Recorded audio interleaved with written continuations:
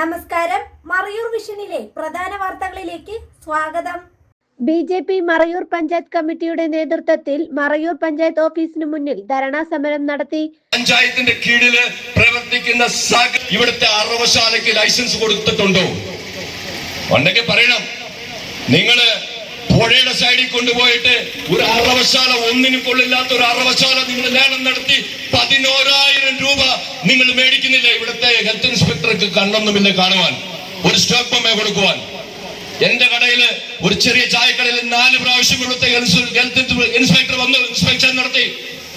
എന്തിയാ ഇവിടെയല്ല എല്ലാ കടകളിലും അങ്ങനെ കയറി ചെയ്യാമോ? ഈ കുമ്മിട്ടാങ്കുഴി ഓടയിലേക്ക് ഒഴുകുന്ന panchayat committee president Babu Thomas അധ്യക്ഷതയിൽ ബി.ജെ.പി. ജില്ലാ സെക്രട്ടറി വി.ആർ. അഴകുരാജ് സമരം ഉദ്ഘാടനം ചെയ്തു സംസാരിച്ചു. ദേവികുളം മണ്ഡലം പ്രസിഡന്റ് പി.പി. മുരുകൻ എന്നിവർ യോഗത്തിൽ പങ്കെടുത്തു.